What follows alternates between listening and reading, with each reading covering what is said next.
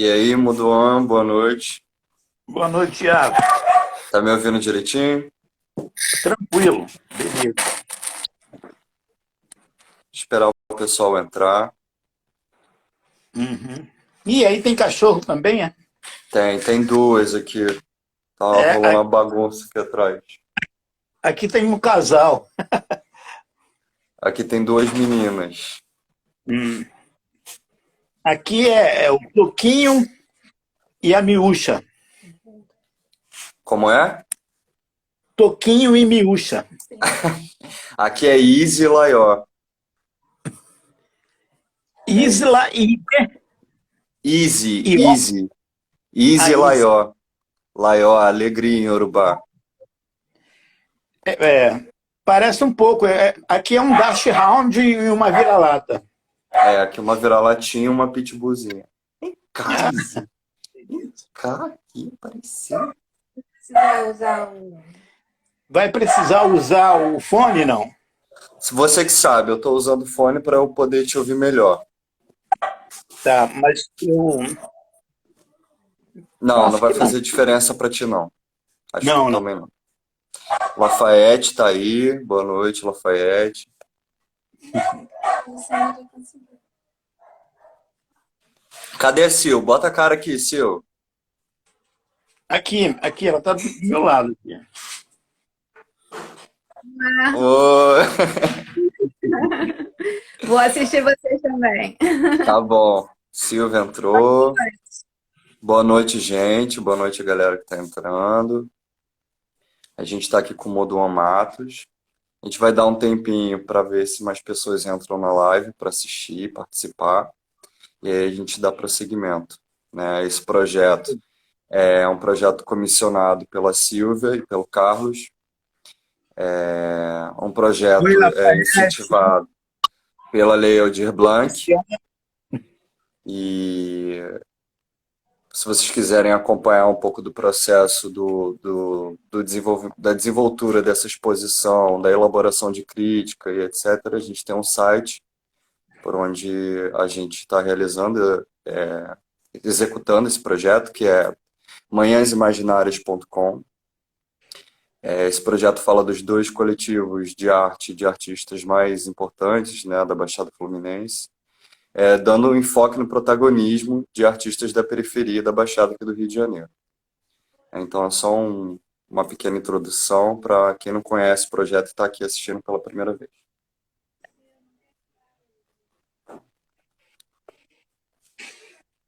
Lafayette está aí, Luciana, Leonardo Rocha. Abraço para vocês, hein? Juliana. Quanto tempo, Juliana? Bacana.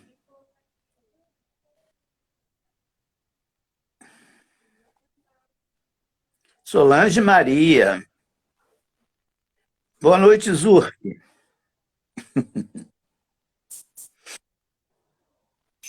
Boa noite, gente.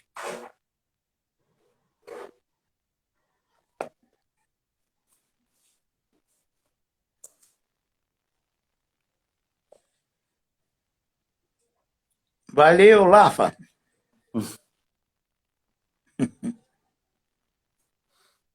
Bom, esperar mais um pouquinho e aí a gente começa. Mas e aí tá rolando puro malte então, Moduan? Duplo malte. Duplo malte, essa é fortíssima, impacto duplo. Nada, é 4,7 ou 4,8. Eu só não vou botar a lata aqui para não fazer propaganda, entendeu? Sim, a gente não tá recebendo patrocínio de cerveja, não. E o chazinho? Chazinho acabou, já foi aqui, ó. Poxa, rápido, hein? É.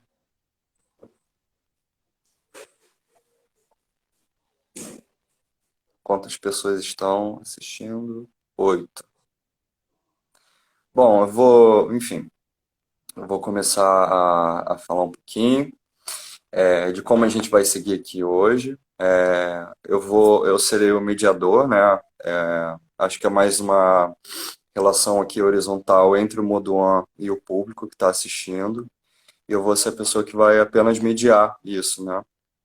E elaborei algumas questões também para você, Mundo, que eu acho que são interessantes, questões norteadoras, assim, para a gente definir um eixo de conversa, né? Mas a princípio eu penso que é importante também que as pessoas possam fazer perguntas, né? Em algum momento, depois da sua fala, a gente pode abrir para as perguntas. Certo, Mas antes disso, a gente vai batendo um papo aqui e eu vou te lançando algumas questões, né? certo. A Silvia falou aqui que já volta. Será que ela saiu? Já volto, é. Deixa eu ver se ela mandou alguma mensagem.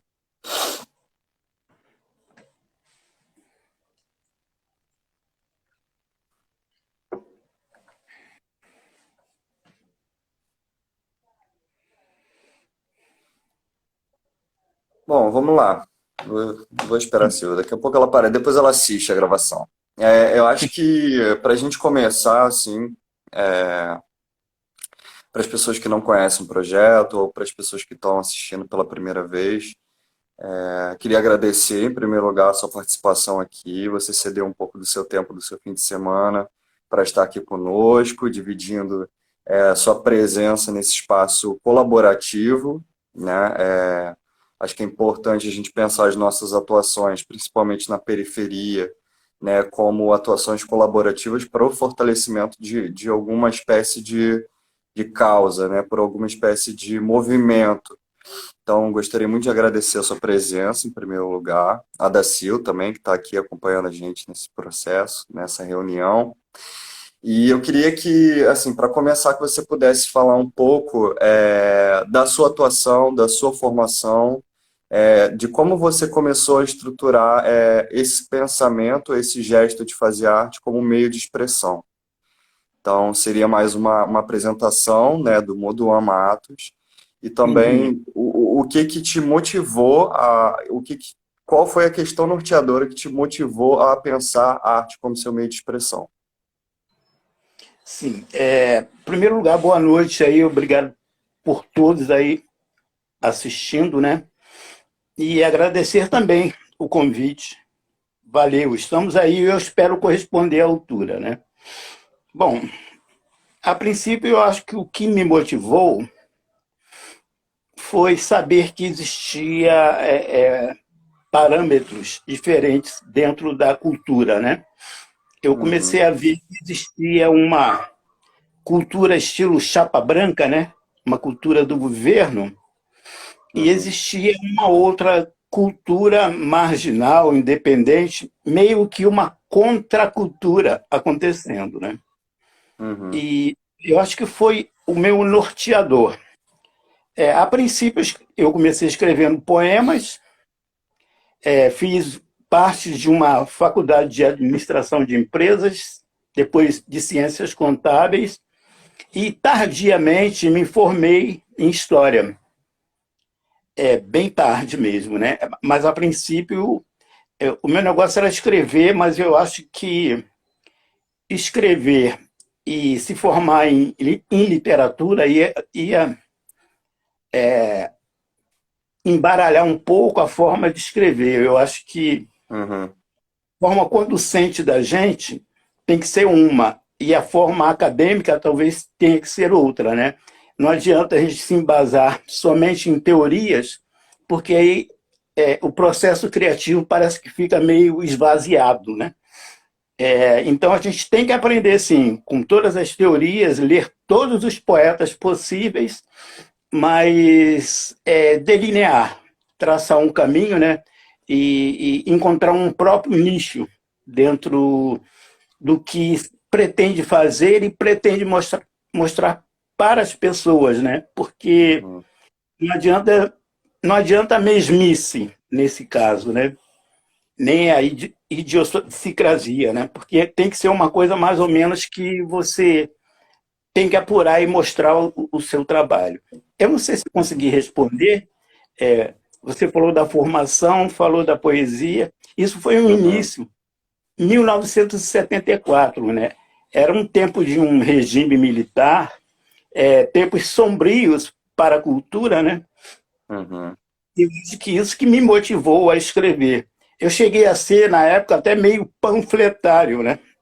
Eu Uhum. escrevi coisas bem panfletárias, mas não parei aí, não, Uhum. de outras coisas. Sim, então você começa com a poesia, você começa com a escrita como suporte de Sim. produção de expressão, como gesto de expressão, gesto poético. E aí, quando é que você passa a pensar em materialidade, assim, em sentido de arte, a pintura, o desenho, a escultura? Quando que surge esse interesse, assim, na sua vida? Na mesma época, a pintura apareceu. Uhum, Eu tinha costume de ler um cara chamado Carlos Castaneda, na época. Ele uhum, escreveu alguns livros de experiências alucinógenas, né?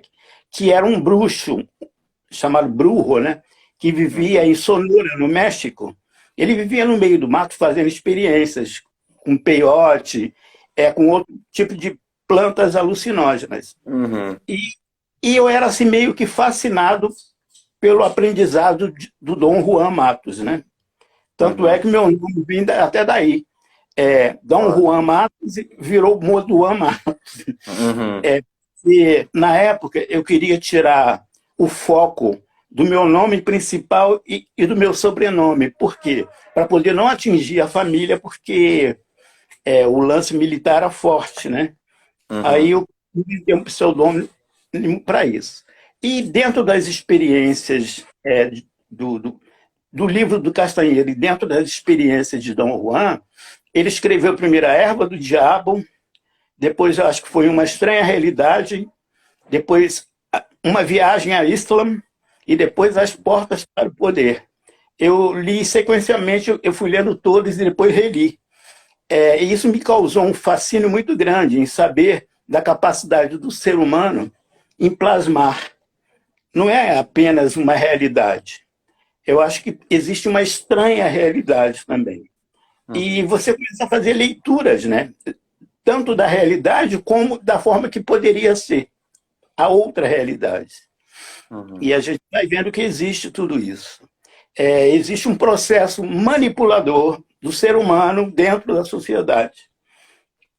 Então, é como se fosse rezas, né? O uhum. gado num curral sendo levado por outras pessoas que se dizem dono da verdade. Eu acho Sim. que foram esses dois processos. E aí eu comecei também a pintar. Comecei a pintar óleo, coisas bem fora da realidade. Eu levava uma realidade dentro da literatura e uma coisa mais surreal dentro da pintura. 1974, 75, por aí, foi quando teve aquele amigo oculto do final do ano. Uhum, Assim, o que você quer ganhar? O que você não quer? Eu trabalhava no escritório, eu falei, eu quero uma caixinha de tintas. uhum. Foi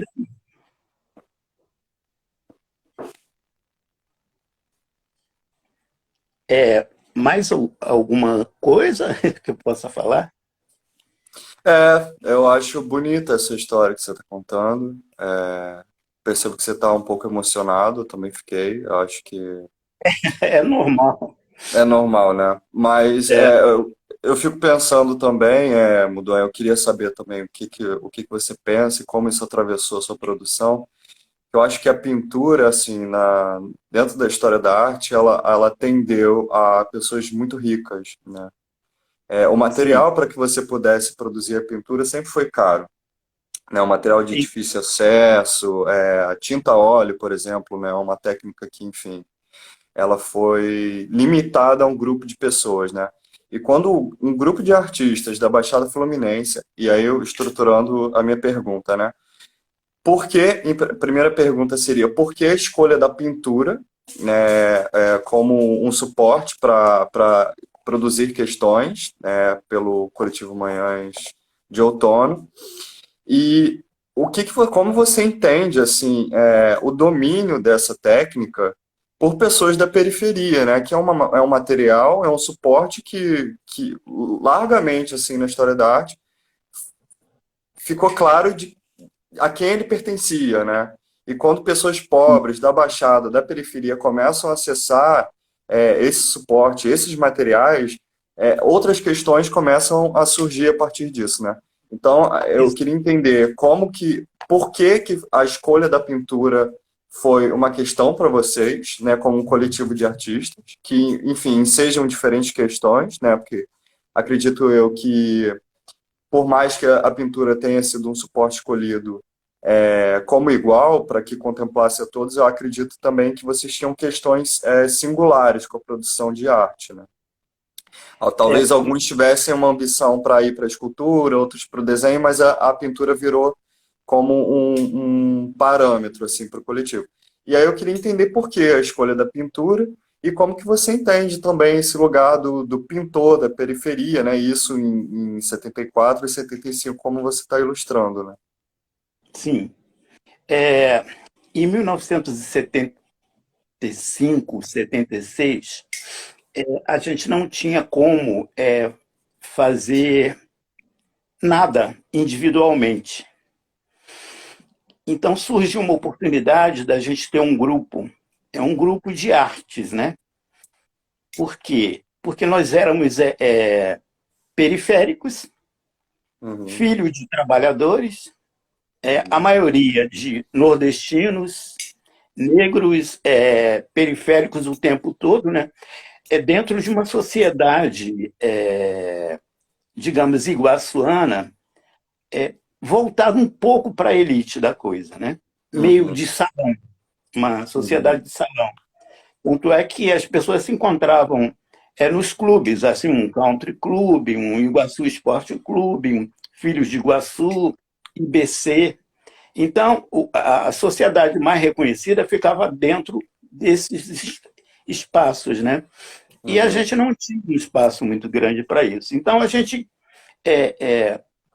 criamos um grupo envolvendo todas as artes, com pessoas que não tinham nem vez nem voz, né? uhum, Tinha filho de militares de baixa patente, negros, mulheres, pessoas que de repente não tinham oportunidade direta. E a gente resolveu fazer um movimento por nossa conta. uhum, Talvez aí a gente tenha se reconhecido, né? Um no outro, que eu quero dizer. Então, quando a gente fez esse encontro de artes, né, que aconteceu em 1977, no Teatro Procópio Ferreira, que ficava lá no extinto Colégio Afrânio Peixoto, a uhum, gente viu um mundo inteiro ali, né, de pessoas de Baixada Fluminense que faziam artes, né, e, e cada um com seu propósito e com a sua linguagem, né, e uhum, formas diferentes, né, dentro da própria pintura ou da poesia. Eu acho que foi uhum, ali que nasceu alguma coisa. Agora, isso aí é uma visão geral para a sociedade da Baixada Fluminense e Nova Iguaçu, né? uhum. E Manhãs de Outono mesmo veio bem depois e com vários protagonistas, né? Sim. Dentre eles, eu não sei se você vai chegar a falar a respeito, dentre eles, né? O início de tudo foi o Lafayette Suzano, o Henrique Souza, Mauro Marujo e César Rai. A gente, Uhum, eu e a Sil, no caso, a gente só sediou a ideia deles, né? E entramos, apoiamos na mesma hora, né? E assim, nós tínhamos um bar que era meio que cultural, onde se reunia várias pessoas, né? E ali é, surgiu a ideia e a gente apoiou. E a gente falou, não, se vai ter um encontro, o Domi Júnior também estava, né? Tanto é que ele deu o nome. Se vai ter uhum, um encontro, a gente também vai fazer uma outra coisa pelo outro lado. É assim, a gente vai fazer um rango, né? Porque gastronomia também é arte. E sim. a gente fez lá uma comida e aquilo fez com que as pessoas também se aglomerassem mais ainda, né? Porque, poxa, você ir para um lugar e de repente não ter uma base para nada, enfim. Então o bar serviu de base e, e eu acho que a partir desse momento a coisa deslanchou, né? Dentro da pintura. Mas a pintura já vem de muito tempo, de várias pessoas. Tinha um cara chamado Kelson, que fazia umas pinturas bonitas, um outro chamado Pedro Sérgio, que é o Pedroca. Ele vive lá em São João del Rei. Até hoje ele tem um ateliê lá, ele vive disso. Uhum. Existiam várias pessoas fazendo. Tinha o Ailton José, que fazia um bom trabalho, Bete Sabá, Elizabeth Cunha, Ivna Macera. Então, tinham pessoas que a gente passou a conhecer e passou a ver que tinha um trabalho e que tinha, vamos dizer, tinha o seu meio de comunicação que, ao se comunicar, as pessoas do outro lado apreciavam muito o trabalho de cada um. Então, a gente via por ali que dava para desenvolver e muito bem Uhum. possibilidades, né? É Sim. isso. E dentro desse contexto de ditadura, né? Quais foram as estratégias assim que vocês criaram para falar de arte, para falar de questões que estavam à margem da sociedade, né? Enfim, questões da periferia. Como é que vocês começaram a lidar com essas questões que poderiam, no entanto, ser perigosas naquele momento, né? Porque, assim, pensando que a gente está vivendo uma situação muito parecida agora, né? Existe hoje uma espécie de sombras, né? Sim. Sobre a possibilidade da pessoa ter ideias. Quer dizer, Uhum. alguém tentando apagar a luz de cada ideia, eu acho, no Sim. momento, né? Está meio sombrio o negócio. Sim, e aí queria entender um pouco assim como você vê a construção dessas estratégias, não só para se manter produtivo, né, dentro desse lugar da periferia, onde geralmente há poucos recursos, há pouca instrumentalização do conhecimento em arte, né, quais são as estratégias criadas pelo coletivo, mas também pensando a sua produção e a sua atuação como artista, né? Quais são as estratégias que você aderiu para continuar produzindo e criando, sem se abater por esse cenário? Uhum. E também quais foram as estratégias que vocês aderiram, assim, táticas, né, de determinada maneira? Como é que vocês se camuflaram assim nesse cenário que era pouco favorável à expressão, à cultura, né, à Bem mesmo. liberdade de expressão? Então, se você puder comentar um pouco disso, eu acho que é muito importante, assim, para a gente que está vivendo coisas muito próximas disso hoje em dia, né?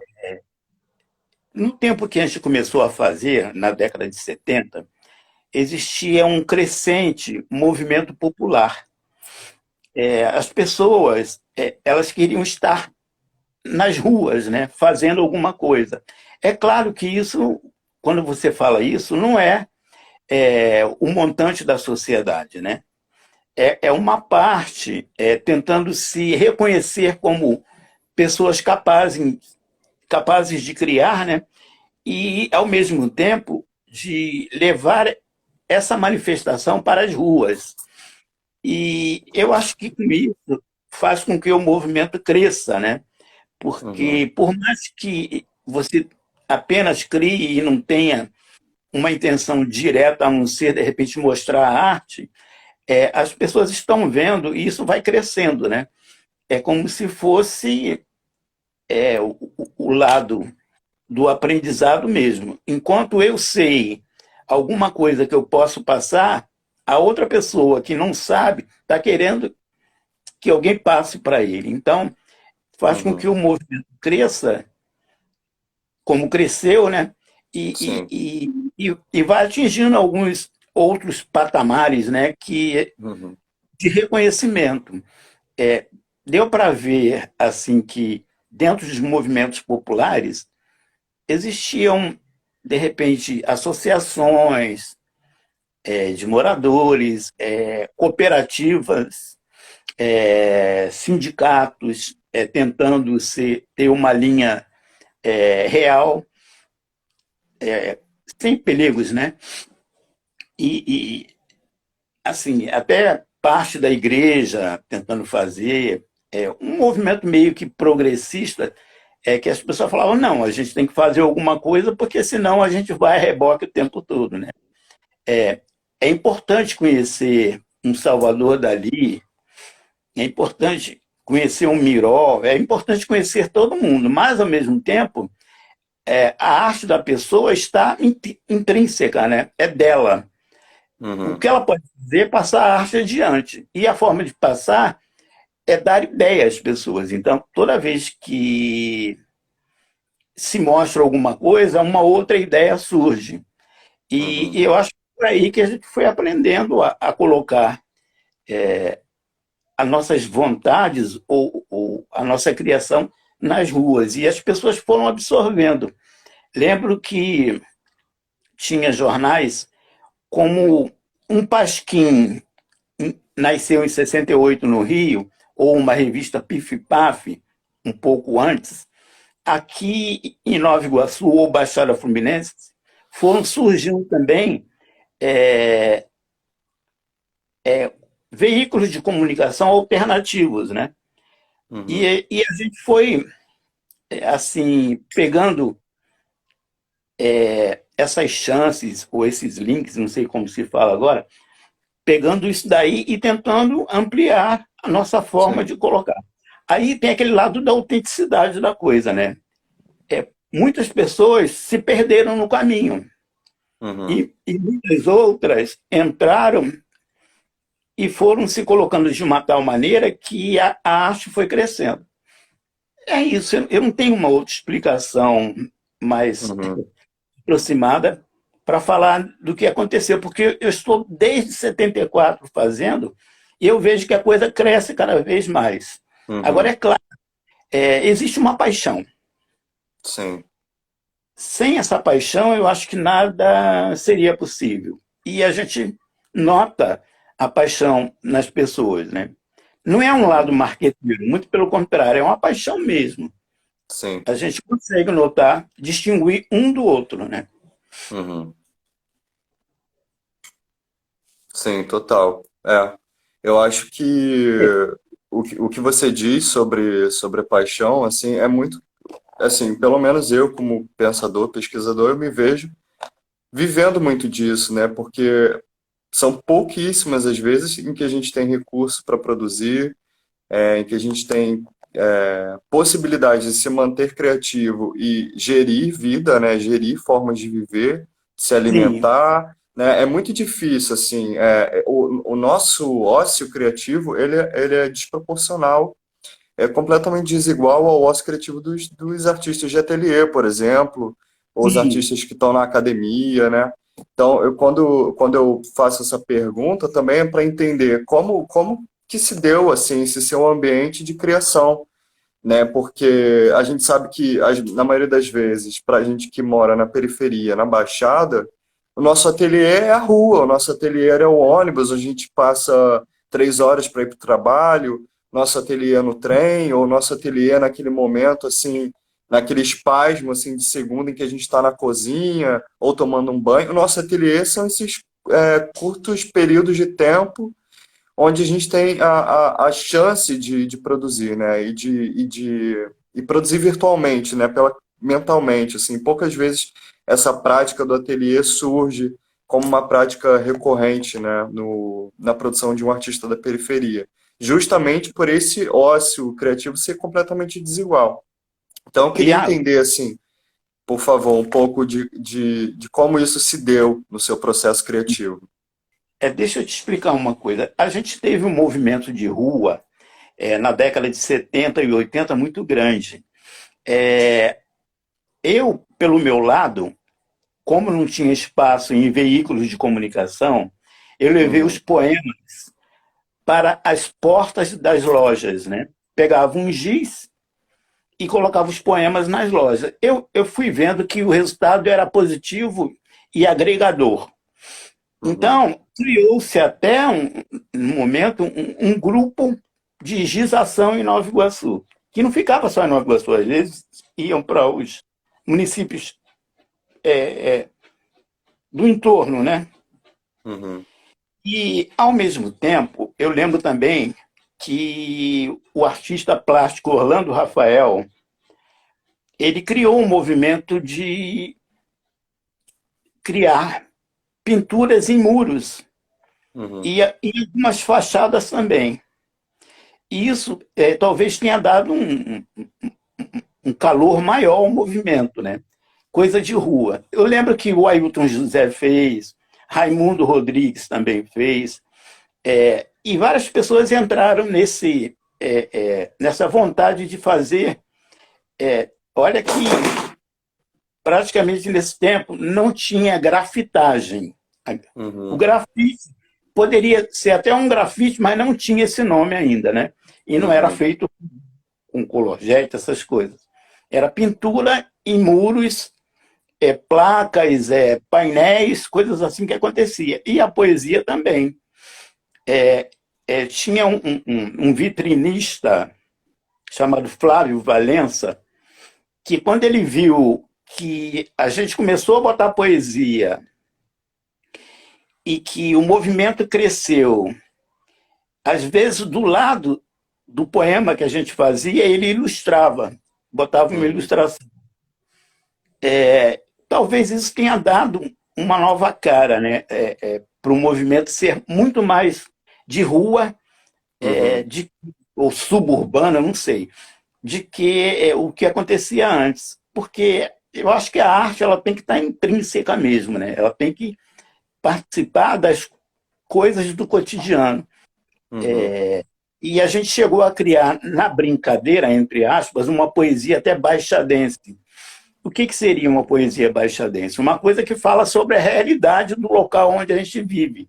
Não Sim. é? Não adianta eu falar do mar e do banho, do mergulho nas ondas, se aqui não tem isso. Eu posso falar dos rios, né? Ou das valas Uhum. negras, ou da construção com cara de alvenaria, tijolo aparente, né? O tempo Uhum. todo. Então, para a gente mudar essa cara ou essa fachada que a gente tem que saber ler o que está escrito ali na frente, no nosso horizonte, na frente dos nossos olhos.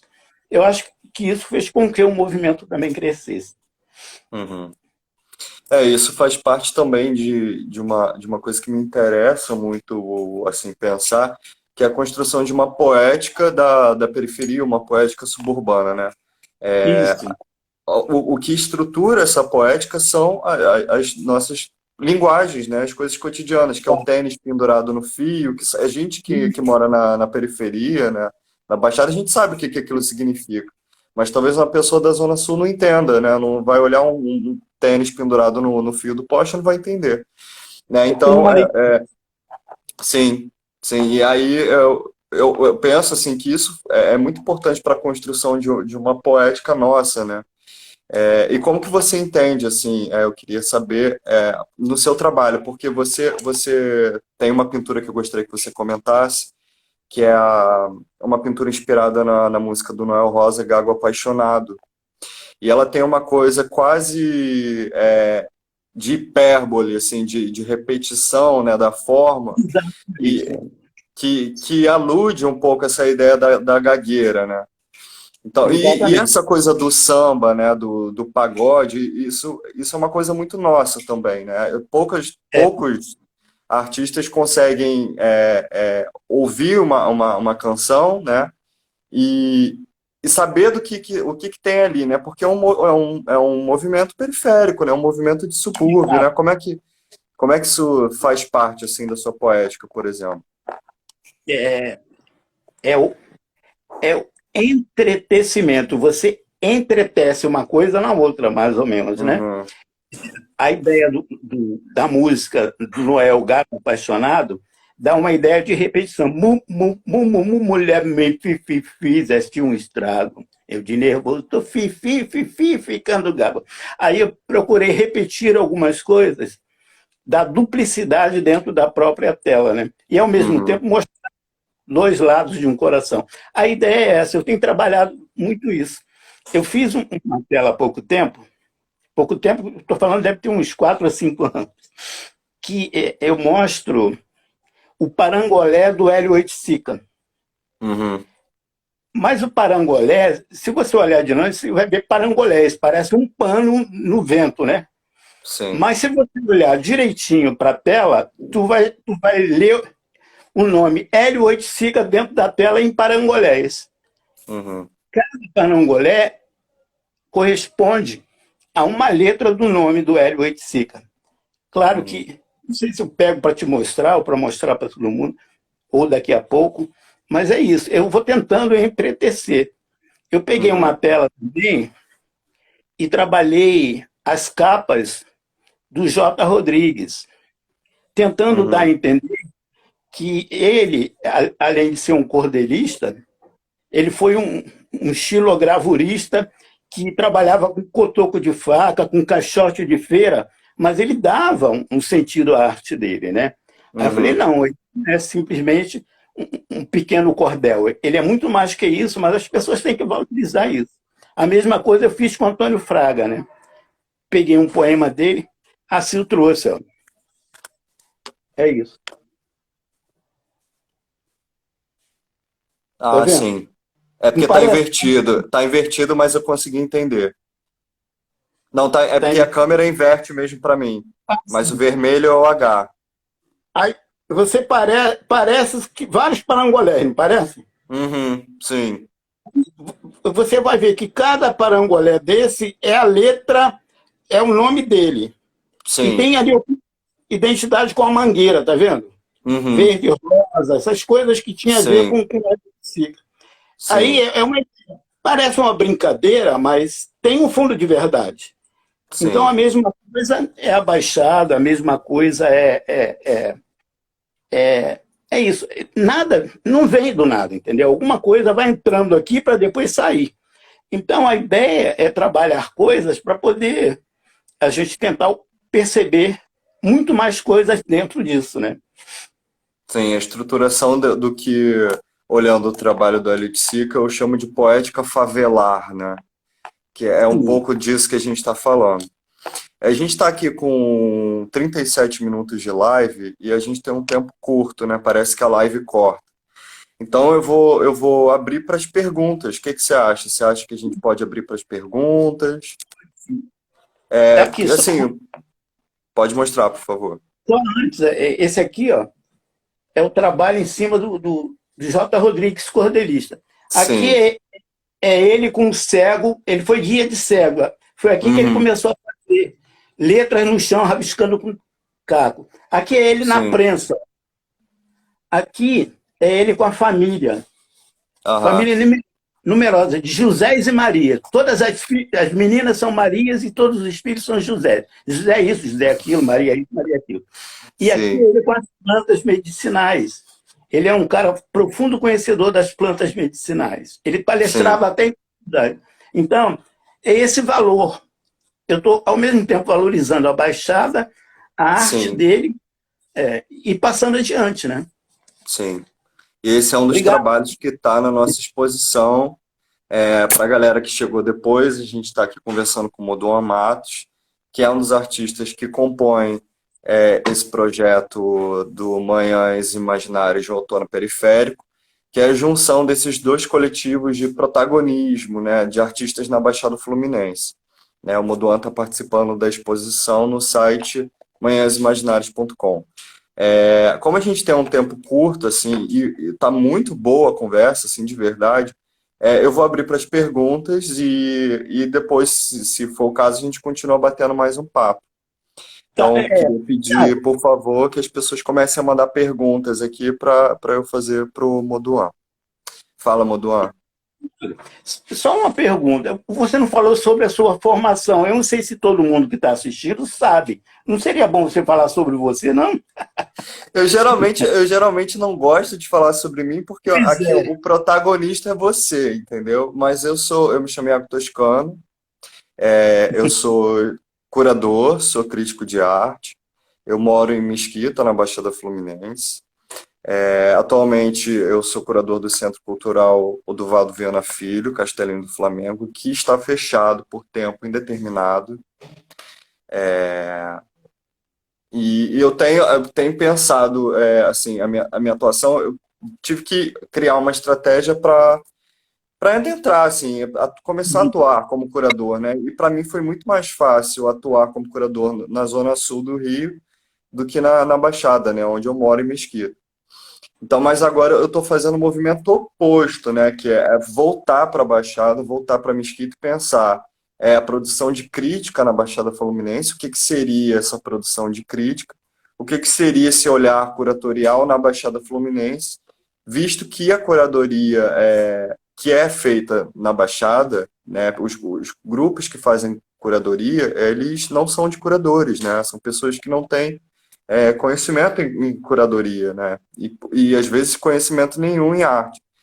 Então, a minha questão agora é pensar a instrumentalização do conhecimento de arte na Baixada, focada assim, muito com essa questão que a Silvia trouxe, né? O protagonismo, né? Quem são essas vozes da Baixada Fluminense? E eu acho que a Silvia é uma pessoa que está realizando um puta trabalho, assim, de trazer o protagonismo para a Baixada, né? Pensar quem são esses artistas, esses agentes culturais, esses curadores, pensadores e críticos. Então, a minha questão veio para somar muito com esse projeto que a Silvia já está estabelecendo ao longo desses anos. Assim. Então, é basicamente isso. Eu não queria falar de mim, porque eu acho que aqui o cara é você, entendeu? Vamos lá, o Lafayette trouxe uma pergunta aqui. A questão local versus a questão universal. Pergunta para o Moduan.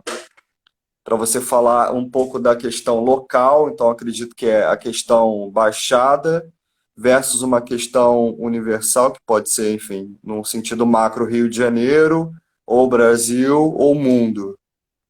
Uhum. Boa, Lafa. O Leon Tolstói, do Guerra e Paz, ele tem uma frase que fala assim: se queres ser universal, comece pintando a sua aldeia.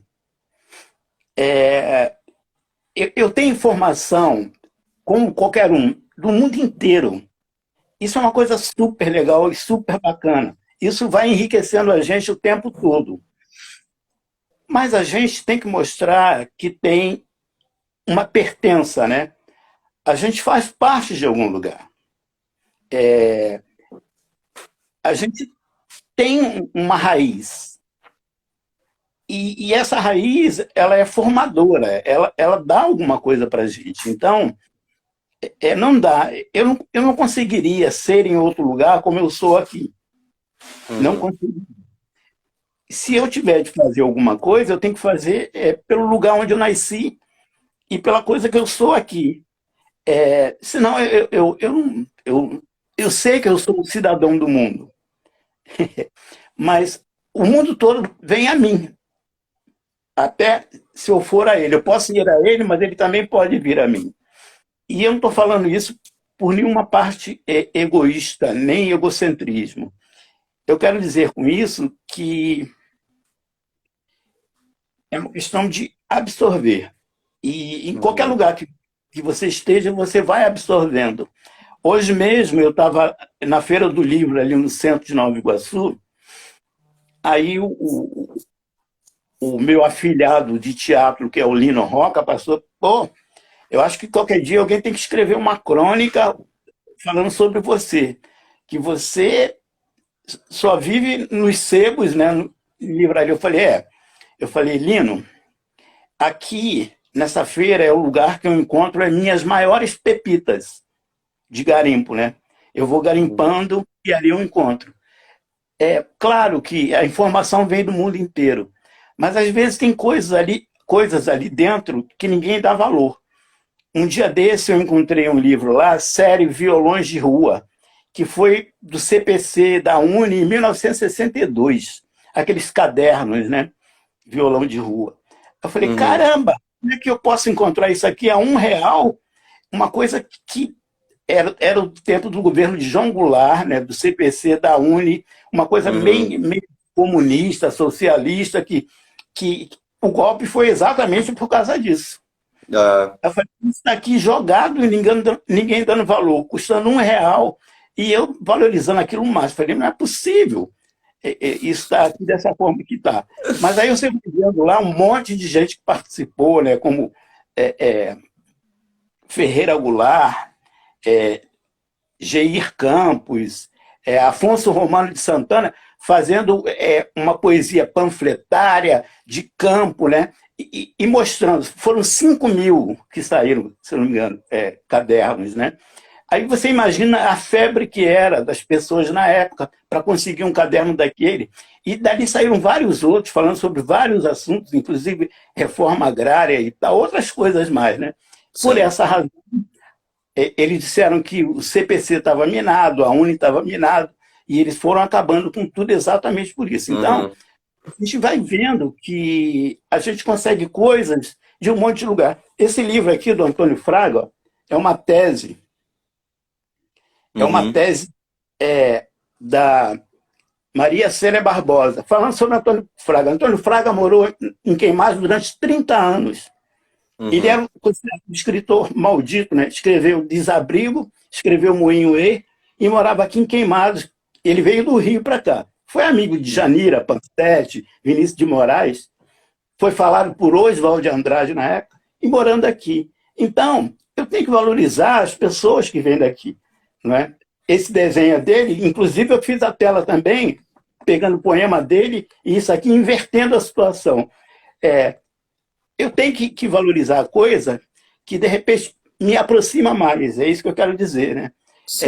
Uma educadora, por exemplo, da Baixada, que quase ninguém dá valor, chama-se Armanda Álvaro Alberto. Ela fez a escola Meritia, chamada Mate com Angu, que até hoje tem um cineclube chamado Mate com Angu, que é o Heraldo HB que leva adiante, Uhum. mas é uma educadora de proporções universais. Né? Maria Uhum. Montessori era um método que ela pegava da Maria Montessori, aquela mexicana, e outras coisas mais. Então, valores existem em todos os lugares. A gente tem que arrumar uma forma de universalizar isso. Como o universo vem de lá para cá, alguma coisa tem que ir daqui para lá também. É isso. Uhum. Sim. Gente, mais alguma pergunta para o Moduan? A gente está indo para momentos finais aqui da live. Que pena. Tá ótimo, né? Acho que tem muitas questões assim que surgem, né, desse bate-papo, né, que é um bate-papo Uhum. despretensioso, mas que traz muitas questões assim importantes, né, para a gente começar a pensar a atuação dos artistas na Baixada, criar Com certeza. estratégias, né, para a gente continuar se mantendo, enfim, em tudo aquilo que a gente vinha falando, criativo, produzindo, né, em momentos que cada vez mais é difícil a gente falar de arte, pensar arte, né, criar. A cidade Então, é eu acho, imensa. sim. Então, eu acho que, assim, a partir de uma conversa tão descontraída surgem questões, assim, até mesmo do passado que refletem sombras hoje, né? Que foram Exato. questões que o Manhãs de Outono tiveram que enfrentar, né? Criar estratégias para se manter, né? Como um coletivo de artistas, como um coletivo de pensadores. Não sei se você, já que ninguém está perguntando, eu vou colocar aqui. Não sei se você viu a live em que a Mariana Oliveira e a Sil Liz Uhum, uhum, participaram, né? A Mariana, ela fala que com 12, 13 anos de idade, o pai e a mãe dela levava ela para as manhãs de outono, que uhum, acontecia às vezes no bar, às vezes na praça, às vezes num colégio, e em um monte de casa de pessoas ligados à arte em geral, né? uhum, E a uhum, Mariana, ela, ela ia e começou a pintar a partir daí. Ela começou a desenhar, tinha lápis de cera, lápis de cor, folha, papelão, telas, então ela começou aí. Hoje a Mariana está dando entrevista, é professora de arte, trabalha para o município do Rio, trabalha para o Estado e trabalha num colégio particular que é uma oficina, eu acho que do Daniel Azulay, né? Que é uhum, uma coisa dele que tem ali em Madureira, por ali, que ainda uhum. tem, né? Conhecido Daniel. Então, ela está dando depoimento dela, falando que ela começou a pintar dentro do Manhãs de Outono, Sim. né? Fez faculdade, se formou em artes, né? É uma arte educadora hoje, a partir disso tudo. Ela já fez exposições coletivas, já fez exposições individuais, né? e continua fazendo o trabalho dela e levando até para dentro dos colégios hoje. E não é uma maravilha isso? Sim. É Espera que isso. o áudio deu uma cortadinha agora no. Aqui tá legal. Pronto, agora eu tô te ouvindo. Acho que deu só Tá. uma travada aqui. Só estou falando isso porque ninguém fez nenhuma pergunta no momento, é só para ilustrar, né? Sim. Que a coisa rola e dissemina, né? Uhum. Existe disseminação. E o Que- próprio o Manhães, ele foi um grupo que teve uma grande organicidade, né, em sua composição, né? Os membros saíam, os membros entravam, né? Exato. Era um grupo muito orgânico, assim. Você podia falar também um pouco dessa organicidade nessa composição do grupo. E Agora, o Lafayette está fazendo uma outra pergunta, desculpa, que é como sim, divulgar cultura periférica nesse mundo dominado por uma linguagem estandartizada? pois é. A gente teve oportunidade, inclusive eu e o próprio Lafayette, da gente sair ali por Santa Teresa visitando ateliês, né? Porque Uhum, tem uma época do ano que eles fazem ateliês nas próprias residências e forma. Mas existe um lado midiático da coisa que não funciona bem assim, né? As grandes empresas, tanto indústrias como refinarias e instituições financeiras, elas levam o capital e a forma dela para algumas pessoas de forma meio que apadrinhada. Desculpe falar isso, mas é uhum, uma grande verdade, né? A gente vê aí fulano, ciclano, beltrano, de repente com, com um book lindo, maravilhoso, um livro em couchê de várias páginas, um capa grossa, e a gente uhum, sabe que poucas pessoas vão conhecer o trabalho de uma periferia, né?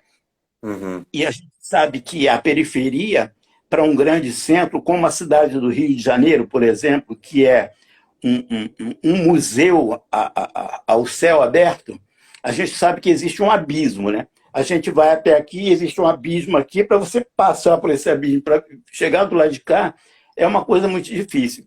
E quem consegue chegar lá não leva ninguém a reboque, só quer saber uhum. de si e de alçar voos maiores.